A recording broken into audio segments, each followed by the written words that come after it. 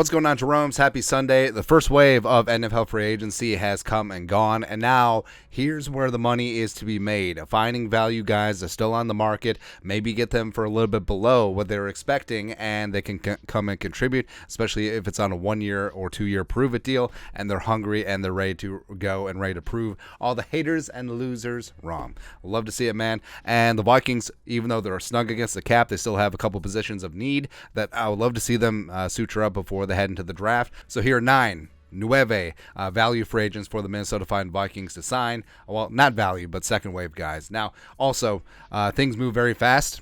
Also, 2020 team. There you go. Things move very fast and furious right now, and some of these guys could be signed by the time you see this. News could break overnight, but also it's going to be like the opening scene for Major League is when she gives the executives a list of the players. This guy never had a prime. This guy's way past his prime. This guy's already signed. Cross him off then. That's what we're going to do. First up, I think we already know, Duke Shelley. Today would be a beautiful day to re-sign Duke Shelley. Now, reading the tea leaves of what Duke has been tweeting out, maybe the Vikings made him a lowball offer. Maybe he wants to explore options. I fully understand that, but he's a guy that was your best cover corner last year.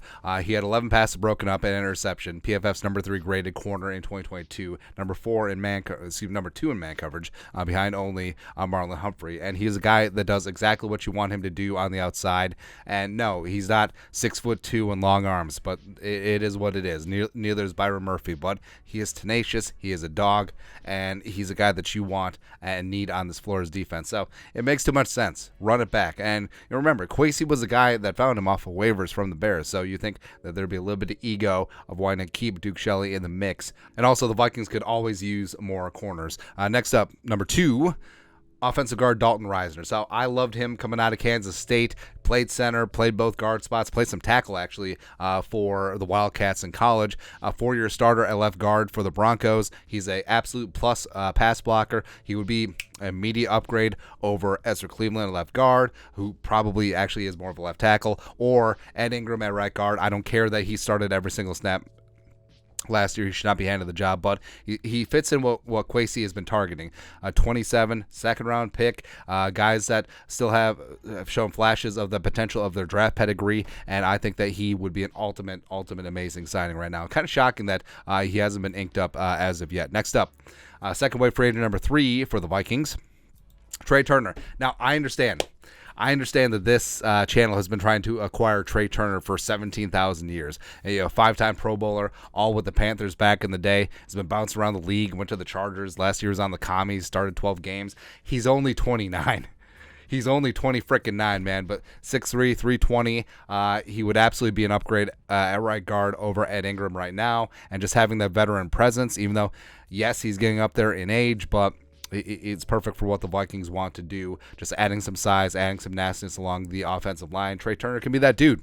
Come on. Next up, second wave free agent number 4 for the Vikings, defensive tackle Derek Nandi. So Kansas City Chiefs draft pick, third rounder out of Florida State back in 2018. Back in the day. He's only 26 years young, 6'1", 317. Now, he was solid early, especially against the run, but I don't know what it was. He eventually got lost in the mix. Eventually lost weight to like Kellen Saunders in terms of defensive tackle rotation last year.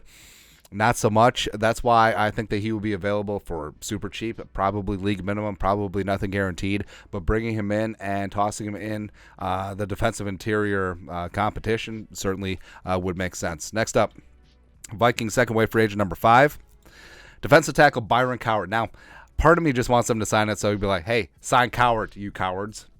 But last year played on the Colts, previous seasons with the Patriots, only 26, 6'3", 298.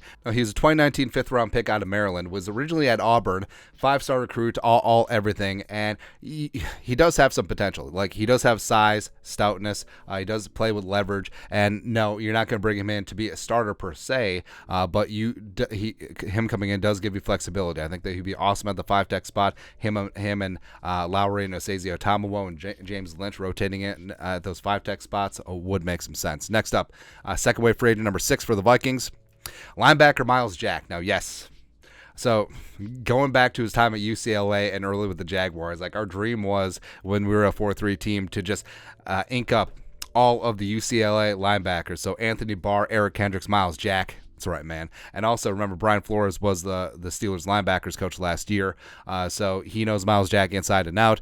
27 years young, 6'1", 255. Steelers just let him go, 104 tackles last year. So I think that in terms of balancing age as well as experience, I think Myles Jack is right there, and he's a guy that could bring some experience as well as some athleticism to the off-ball linebacker spot. Now, I'm not saying that he would supplant Jordan Hicks necessarily, but having Hicks and Asamoah and Myles Jack in the mix, that's a formidable trio at inside linebacker. Next up, second wave free agent number 7 for the Vikings, wide receiver DJ Chark.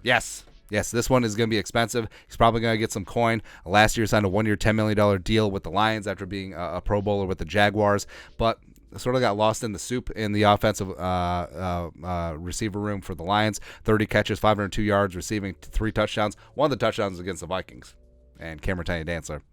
But is a size and speed freak, 6'4", ran a 4.3 40, 198. Another LSU Tiger, Skull LSU, going to get it done. And he's a guy that could play the X receiver spot, take the top off the defense, and let Jefferson do Jefferson things underneath. Also, it takes wide receiver off the draft need going forward. Next up, second wave free agent number 8 for the Vikings, wide receiver Mecole Hardman. Speaking of speed to take the top off the defense, Mecole Hardman, the former Georgia Bulldog as well as Kansas City Chiefs guy, he's a stud when he can stay healthy. That's the thing. But he is a vertical threat. He is a jet sweep threat. He's a bubble screen threat. He's all that, and also is only 25 years young. Last year, 27 catches, 307 yards receiving, 4 touchdowns, but his season ended with an injury, and also does have punt and kick return ability, stress on the punt, since we do have King Kene and Wangu. Lastly, second wave free agent number 9 for the Vikings, Marquez Callaway with the Saints. Now,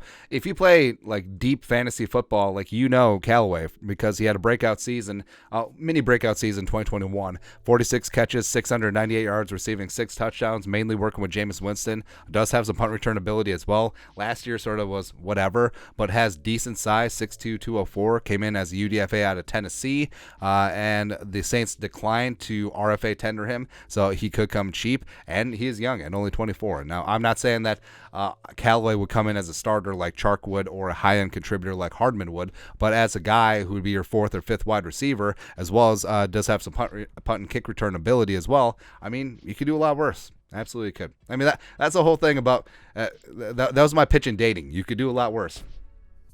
So maybe that's what that is with some of these Vikings free agents right now. But that's it. That's 9 second wave free agents for the Minnesota Vikings to sign. Let us know your thoughts and our thoughts in the comment section below. Subscribe for daily Vikings takes. Want to support the work? Put a little something in the Venmo. But till next time, Skull Production Value.